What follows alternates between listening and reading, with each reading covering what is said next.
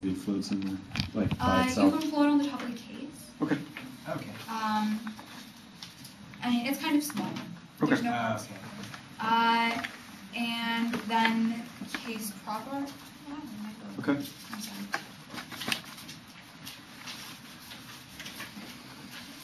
I'm sorry, I lost my phone.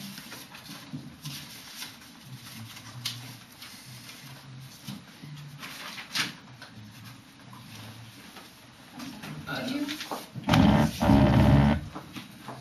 Okay, sorry.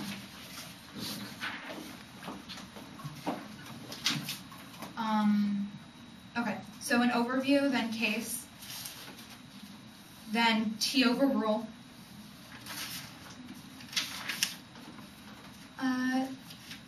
then the criticisms in the order that they read them. Okay.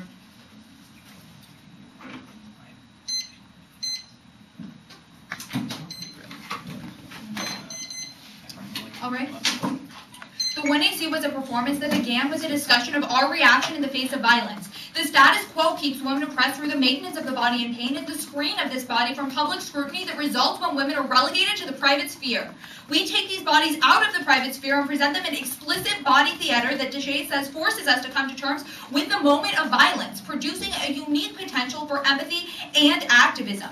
The negative refusal to act in the face of our performance this round mirrors society's refusal to act in the face of the violence of the status quo. In this round, you had a physical guttural reaction to the violence. Maybe you wanted to knock Brett's speaker points when you saw him tell me to sit down. Maybe you wondered what you could do as a judge. Either way, we need to examine why the refusal to intervene happened in the face of this guttural reaction and look at the conditions that established that refusal. This can directly challenge the roots of violence in the status quo. Our Rahan evidence contends that only this use of the body that lays at the root of the connection between theory and action, between the public and the private, can contribute to agency that counters oppression by showing that change does not have to be imposed on bodies, but can come from them. The negative solution constitutes a retreat from this process that only reifies the macro-socio-engineering of a femicidal culture that produces extermination. The only purpose for the debate given in this round is the liberation of the oppressed, and only we achieve this purpose.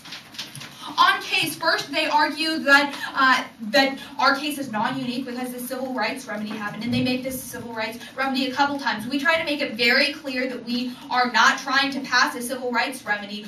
We overrule Morrison's decision by saying that women do have a substantial effect on power relations and they should not be relegated to the margins of the economy of power. We do not defend a civil remedy. We only defend that the rhetoric of the Morrison decision was entirely wrong and unfounded. In addition, even if we do defend these civil remedies, there's still a chance that we can provide additional benefits to what the status quo has. They said that the civil remedy is only symbolic and that guarantees a rollback of rights. However, their rhetoric for this is that it doesn't lead to real change as well. However, our Deshay's evidence indicates that we can lead to real change by analyzing the foundations of this violence and establishing a possibility for empathy and action through the radical satiability of body theater. In addition, they said that we lead to victimization. However, we don't see these people as victims. We recognize the agency and strength required of women to get out of their circumstances. This is exactly what we do when we analyze Jacqueline's situation. In addition,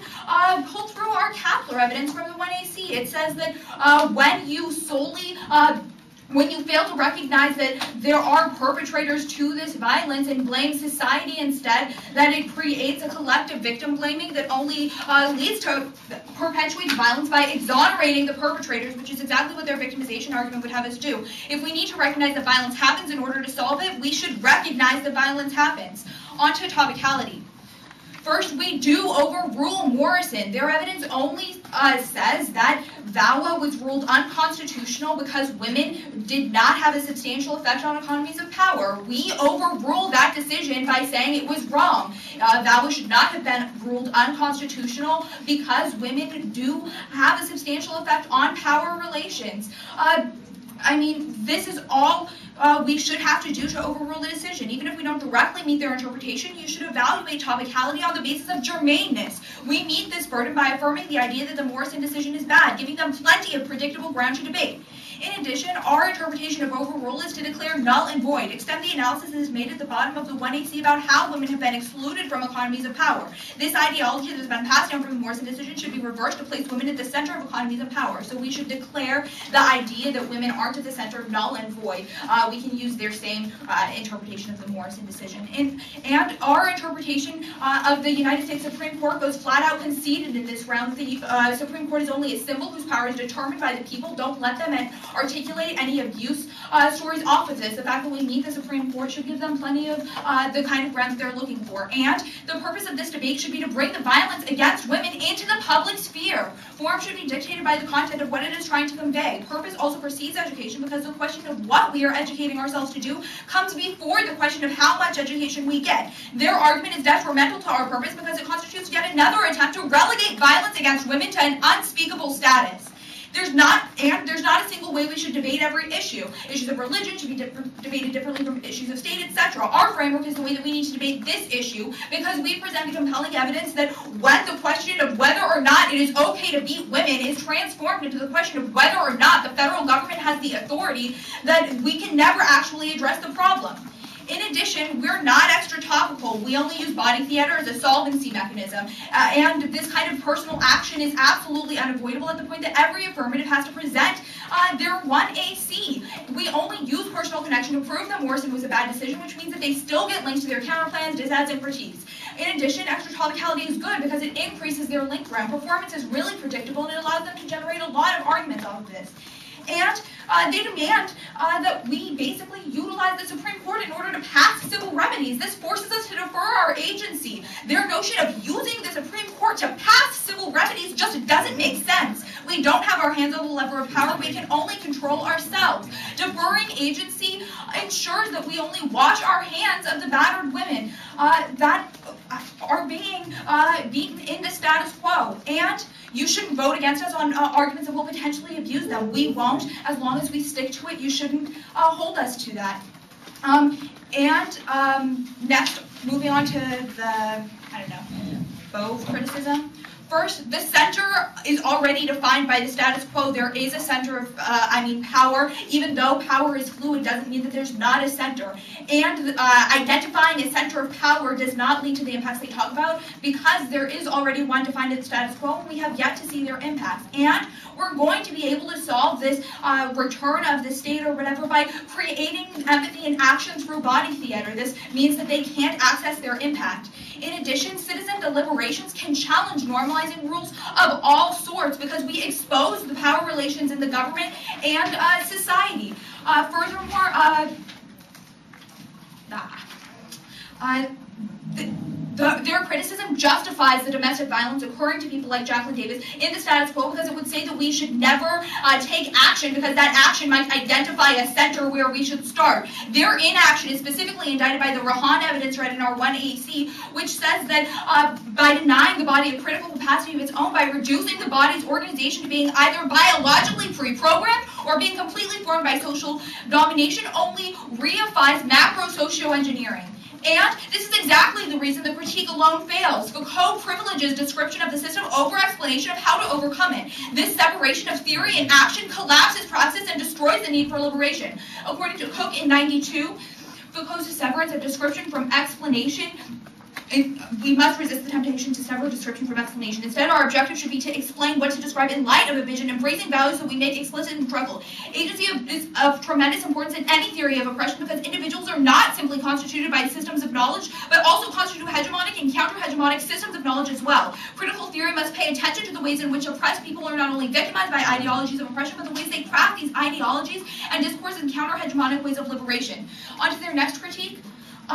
First, cross-applied the Rahan and Cook evidence, which indicate that the fact that they don't acknowledge that our body can take actions to make the system better only reifies systems of macro-socio-engineering that make oppression inevitable. And our affirmative is an affirmation of life that constitutes a stand against violence. We make this really explicit. Furthermore, we don't form an identity based on weakness.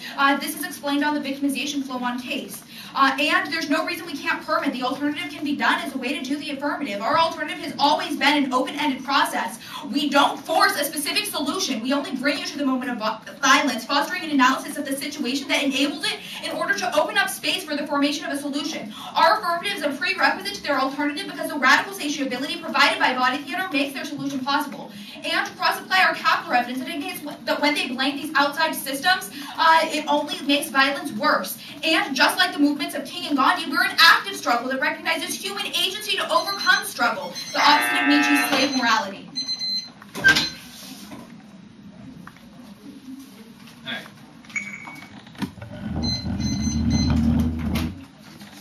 So, how do you overrule Morrison?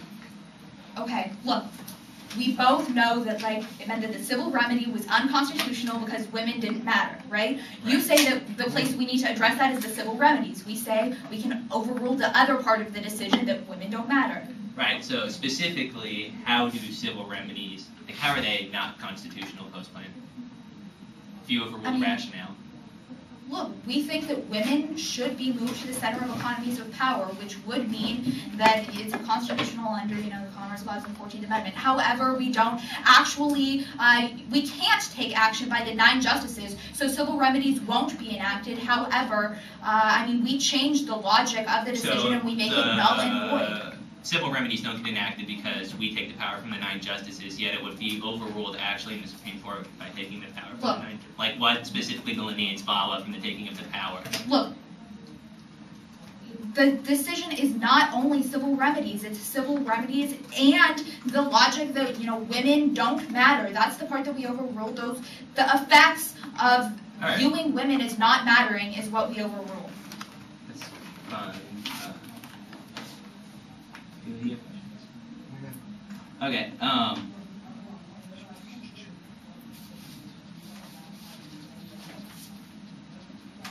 yeah, specifically, why is it bad to make you utilize the Supreme Court? Like, what ground do you lose as the affirmative if you have to defend VAWA on the Supreme Court? It's not a ground question, right? It's a question of our empowerment. When you force us to talk about change solely at the level of the federal government, that does a couple of things. First, it obscures our agency by, okay.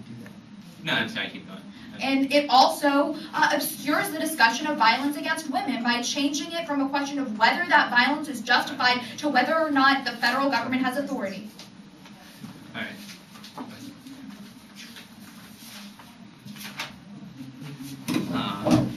So, on the alternative, how does the alternative not solve the case? Okay. We made it really clear that we need body theater in order to solve, and we actually need to acknowledge that the body can be used in order to move us forward. Because you don't participate in a body theater. I have to find someone who's of a different gender and engage in some sort of body theater with them. Is that your argument? No. Okay. You don't need a different gender to have body theater. However, our argument is that you do need to present a body theater in order to be able to solve. And at the point that you don't do that, you're not practical. All right, what is body theater? I'm sorry? Actually, can you hand me that one card that I said not to read? Actually, yeah, it's still, you didn't take it. I didn't take it. I don't know what you did with it. Just back up.